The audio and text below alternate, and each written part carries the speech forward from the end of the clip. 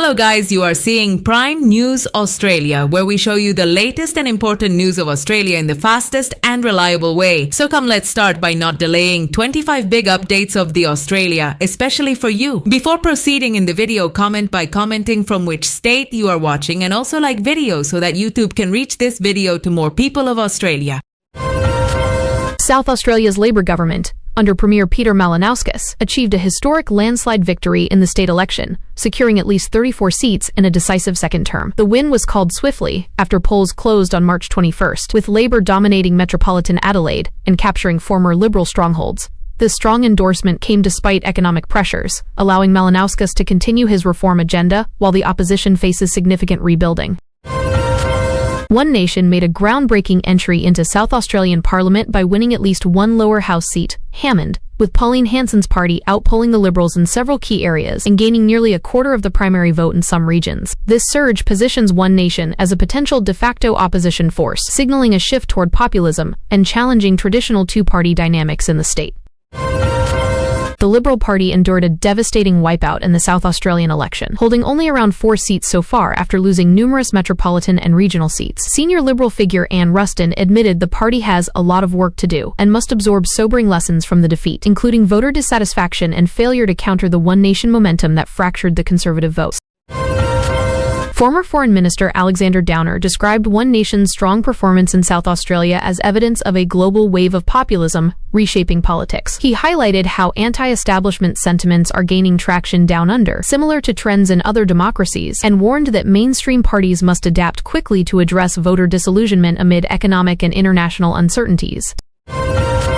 Energy Minister Chris Bowen appeared on ABC's Insiders to address multiple crises: the South Australian election results, surging petrol prices driven by the Middle East conflict, potential further interest rate hikes, and the federal government's preparations for the May budget. He conceded disruptions to Asian refineries are slowing oil flows, emphasizing the need for calm while exploring domestic buffers against global energy volatility.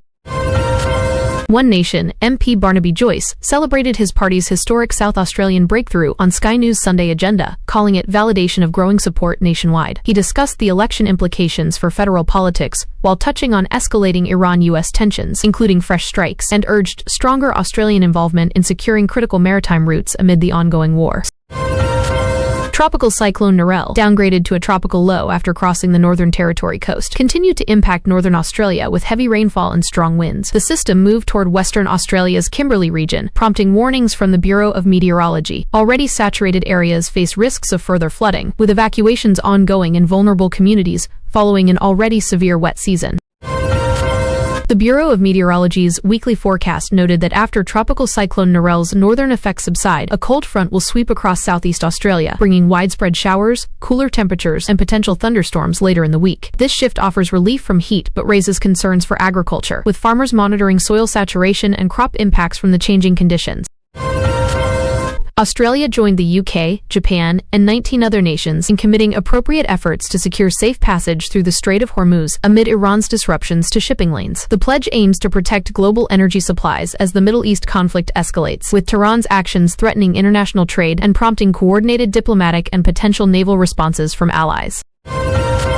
6 oil shipments destined for Australia were cancelled or deferred due to the Iran conflict, blocking parts of the Strait of Hormuz and slowing flows to Asian refineries. Energy Minister Chris Bowen acknowledged the growing fuel supply challenges, warning that prolonged disruptions could lead to shortages, higher prices, and economic strain unless alternative sourcing or reserves are mobilized swiftly. With petrol prices soaring from the global energy crisis tied to the Iran war, authorities and experts urged Australians to work from home where possible to cut fuel consumption and ease demand pressure. Public campaigns emphasized conservation measures, carpooling, and reduced non-essential travel as short-term solutions, while the government explores longer-term strategies to mitigate household impacts.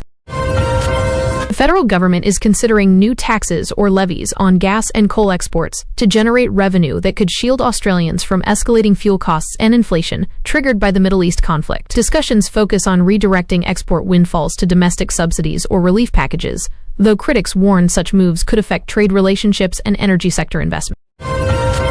Analysts cautioned that persistent disruptions to global oil supplies from the Iran crisis might force Australia to revive fuel rationing measures unseen since the 1970s oil shocks. If the Strait of Hormuz remains threatened for months, shortages could emerge, prompting emergency protocols, priority allocation for essential services, and public appeals for restraint to avoid widespread economic fallout.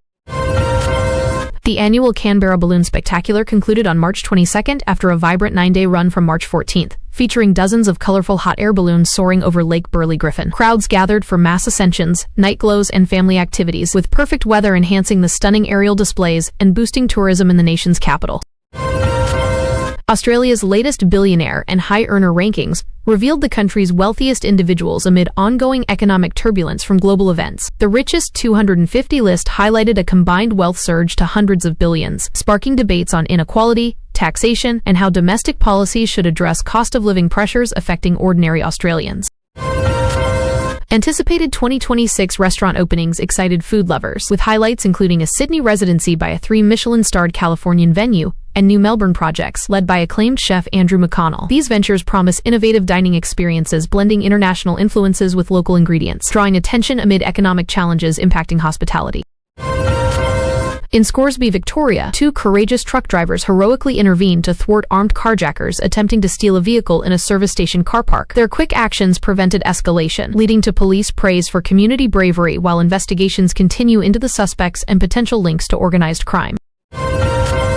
Rising petrol prices from the international energy crisis have increased fuel theft risks, prompting urgent advice for truck drivers nationwide to secure and lock their fuel tanks. Authorities reported a spike in siphoning incidents, urging vigilance at rest stops and depots to protect valuable diesel supplies amid heightened demand and costs. The Matildas reflected on recent international matches filled with disappointment, analyzing performance issues and tactical adjustments needed for future success. Discussions in sports media focused on implications for Australian women's football, player morale, and preparations ahead of upcoming competitions, despite the setbacks. A thrilling Queensland local cricket grand final was decided on the final ball, where the batting side held on for victory thanks to a resilient first innings total and clutch defending under intense pressure. The dramatic finish captivated fans and underscored the excitement of grassroots sport in regional Australia. National security experts expressed growing concern that many Australians now perceive the country as increasingly under threat and inadequately prepared, especially amid the Middle East war and Strait of Hormuz tensions. Calls intensified for boosted defense capabilities, intelligence sharing, and public awareness to address perceived vulnerabilities in a volatile global environment.